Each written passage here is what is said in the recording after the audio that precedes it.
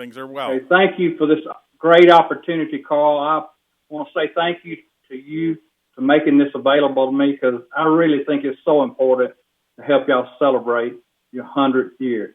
Congratulations. I also want to thank your staff for working hard to make this possible too, because I know in a very busy time putting on a state convention, I know they had to go the extra mile to make this happen. But being with you is important tonight. 100 years accomplishment is something that everybody should be paying attention to, and everybody across the country is celebrating along with you to make sure that we recognize all the wonderful things that we've done over the last 100 years in Michigan. So thank you for the Michigan Farm Bureau giving me this privilege, and congratulations. As far as Bonnie goes, she feels a little better tonight. She's had a difficult day, but she feels a little better tonight. I want to tell you that I really believe in the power of prayer. And I want to thank you and all the Farm Bureau family across this country for all the prayers that you have lifted up in Bonnie's name. And we surely ask you to continue to do that as she fights her battle against this cancer. This new chemo is pretty difficult on her right now, but hopefully this is just a little hump we'll get over, and she'll be stronger in the days to come, and that you'll see her in Austin, Texas. And we're looking forward to that time. Bonnie and I have found our peace in Philippians 4:7, and it says, "And the peace of God, which passes all understanding, shall keep your hearts and your minds through Jesus Christ." And that's where we find our strength each and every day in this very difficult battle she's in. So thank you for giving me this privilege to come here. And she sends her love, and we thank you for all your prayers and thoughts.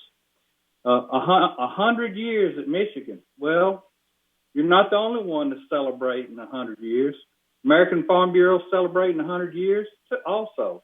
And we've been celebrating it all year long. And it will come to an end at our continued our centennial celebration in Austin, Texas, in 2020, where the theme of the convention will be a 2020 vision for the future. So I encourage all of you that can come to come, and I'm sure it'll be streamed, and you can participate in part of it on your computers at home. But I hope you'll help us celebrate too. But in your state, you've done a tremendous job for 100 years representing your farmers. You know, I traveled the country in my first 2 years. I'm finishing up my 4th year. I promised that I'd go to every state and Puerto Rico in the first 2 years, and I accomplished that. It took all 24 months to do it, but I got it done. And as I went, everyone would ask me, what do I see Farm Bureau looking like in the second 100 years? And just like my dad taught me early on, you have to look outside your fence rows. And as I traveled the country, I was looking outside my fence rows, listening to all the volunteer leaders across this country about what they had in their hearts that they wanted their Farm Bureau to be. So I've done a lot more listening than I did talking.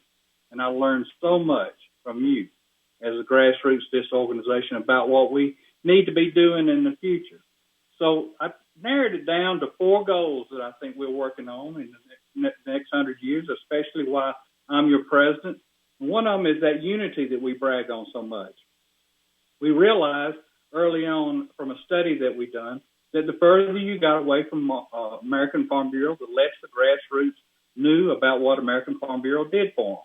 So we wanted to make sure that we concentrate on keeping us united by making sure that we are transparent so that our grassroots know that we are a Farm Bureau family. It's not American Farm Bureau, it's not Michigan Farm Bureau, and it's not your county Farm Bureau.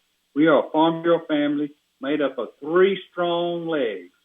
And together, we hold this stool up and do some great things for American agriculture and Michigan agriculture.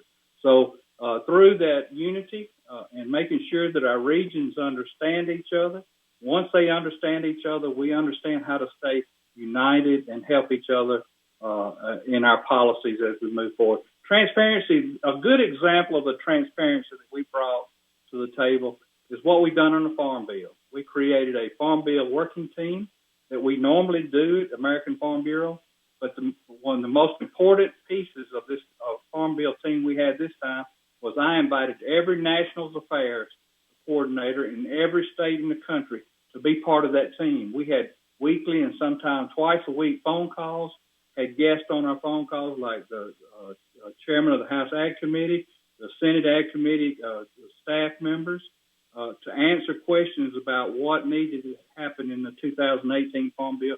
It came off as a tremendous success. All the things that we suggested from American Farm Bureau in policy that we were really pushing hard for ended up in the 2018 Farm Bill. And that's because we were transparent and inclusive and had all our counties working together. Engagement is the third one that I wanted to focus on in the next 100 years. You know, we all, as presidents, state presidents, and national presidents, and staff can work hard. But until we have your engagement, we really aren't successful in doing things.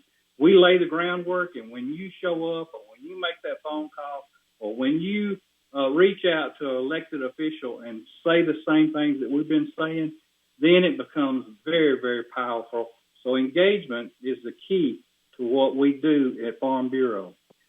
Engagement is also key when you look at the representation that comes from our states. And Michigan has a good list of national leaders that are working for you at American Farm Bureau. We have what we call issues advisory committees, and I wanted to ask the people in the audience that I call your name out to let us recognize you. Jason Ruling, who serves on our Ag Labor Issues Advisory Committee. Jason, if you're in the room, please stand up. John Forrell serves on our Energy Committee. If you would stand, please. Isaiah Osher, if you would stand up. He serves on our Farm Policy. I'm sorry if I butcher your name like you did, Carl. That's Greshamville where I live. So sometimes we get that. So Garrett Reggers is on our Pest and Invasive Species Committee. Nick Schweitzer is on our Technology Committee. Jay Williams is on our Water Supply and Quality Committee. Jason Lowers is on our Promotion and Education Committee. And then we got Lindsay and Seth Earl on our Wife and our Young Farmer Committee. And, of course, Carl Bernarski, your president, does a tremendous job. And Carl, he not only serves on our board, but he serves on the Trade Advisory Committee, and he's chairman of our AFBF Audit Committee. So please give your national leaders that come from your grassroots a round of applause.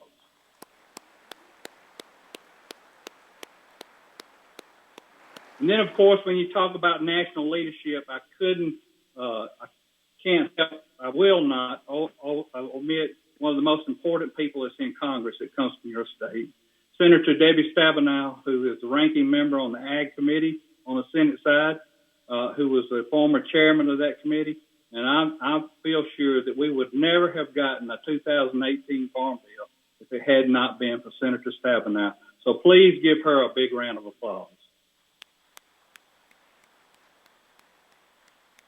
The fourth thing I wanted to concentrate on in the next 100 years is relationships. We've done a tremendous job at Farm Bureau of building relationships. You do it there in Michigan. My dad taught me a long time ago that you don't accomplish anything in life, whether it's in your marriage, whether it's in your friendship with others, whether it's in your business, or even in your spiritual life. You have to have a relationship to be successful. So one of the things that God gave me, one of the talents he gave me was to make friends and build those relationships. And I have been able to do that along with all the great staff that we have in our farm bureaus across the country and in Washington. President Trump has become a friend of mine. Sonny Perdue was a friend of mine when he was governor of the state of Georgia. We continue to work together to try to make positive things happen in all the noise and all the things that you hear going on in Washington. But with this administration, we've had a seat at the table when it comes to talking about really important issues, and that's because of those great relationships that we've made. We've got a dream team at USDA with all the people that serve there. The people that serve in the key positions came from states that have agriculture. They either came from the farm themselves or was a Secretary of Agriculture there. Jamie Adams Clover comes from your state, and we're just very proud to be able to work with her each and every day. She's doing a tremendous job. So those relationships are important. They started way back in this administration when this president was just a candidate. And 3 days after you elected me as your president, he called. I was in the car. He called. A person answered the phone and says, "Is this Mr. Duval?" And I said, "That's correct." He said, "Zippy Duval?" And I said, "Yes, sir." And he says, "Do you have time to talk to Donald Trump?" And, of course, I was just kind of blown back, and I knew no one was going to believe a word of this happening. So I put it on speaker so that my son and my wife could be my witness. And they sat there and listened to him and I have a conversation for about 10 or 15 minutes, and we talked about labor and trade and regulatory reform and all the things that he is delivering for us now. So those relationships are important and continue to be important as we move forward. We're pushing forward to be united, transparent, engaged, and building those relationships with one team, with one mission, and one voice so that we can continue to be as successful as we have the last 100 years. I will tell you that I think that American Farm Bureau and Farm Bureau family is more relevant today than they were in 1919, and we're proud to be part of that.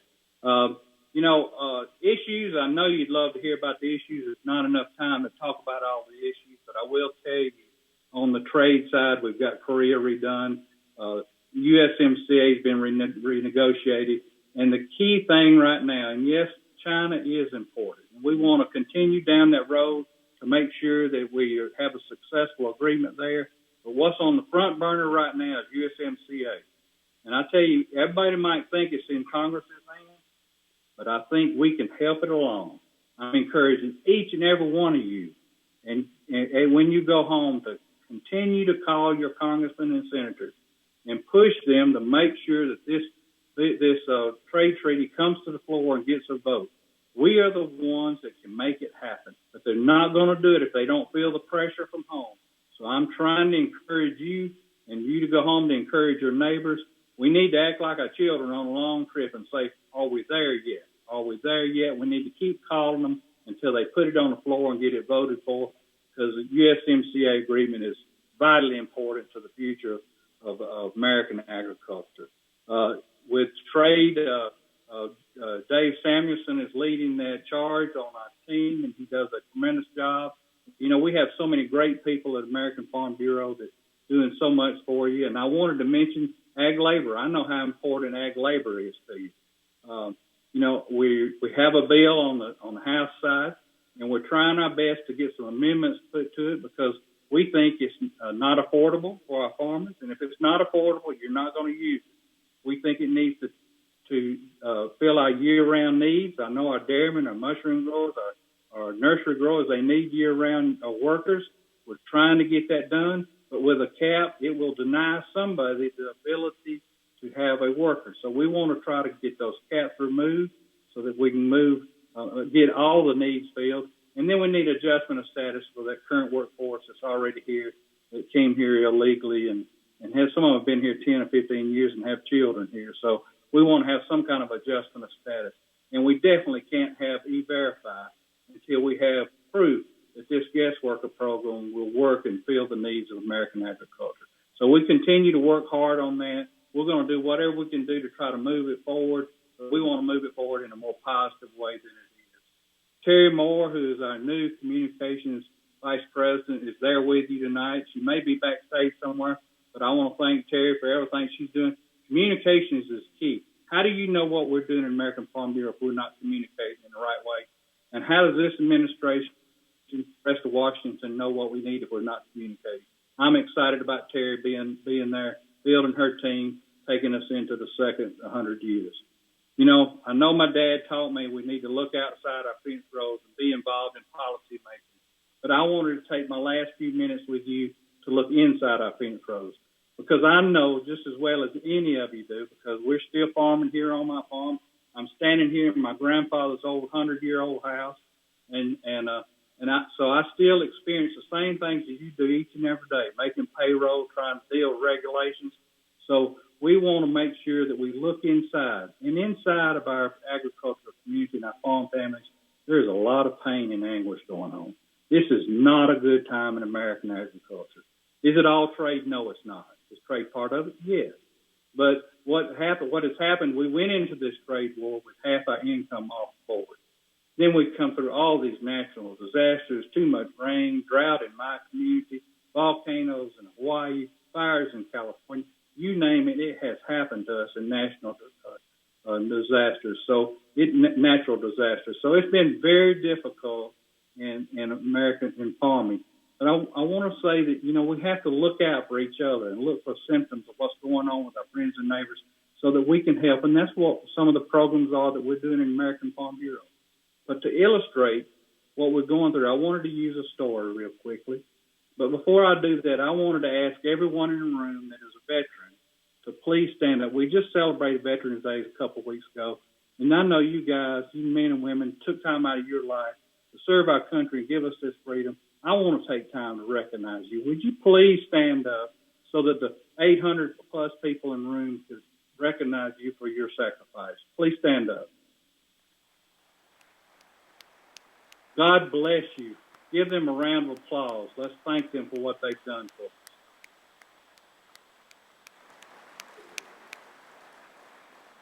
I wanted to use a story to illustrate what these men and women went through and to talk about what agriculture is going through.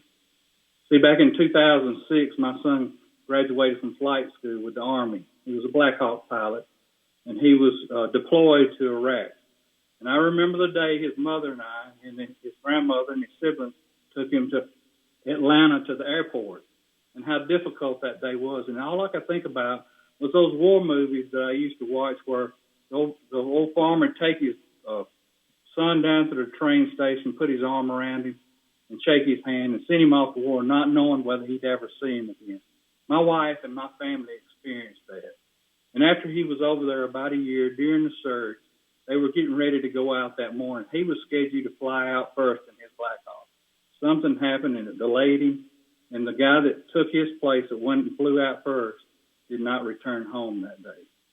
And that night, my son called home to talk to his dad. It was something that he never done when he was in Iraq.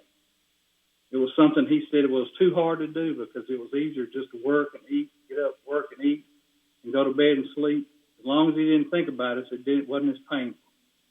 But when he called, I knew something was really on his mind because I knew that he had something he had to deal with. Well, after he told me one of his friends didn't make it back, and he really didn't make it back because he flew out in his spot. So he was feeling a lot of guilt at that time. And a time when my son was at the lowest place in his life, and I was half the world around the world from him. What do you say to a young man that's your son, that you raised on the farm and drug him around this farm and milking cows and riding in the track? What do you say to him to help him find relief? And in a very difficult time, God gave me the words to say, son, if you just do your time over there, try to be safe and careful as you can be.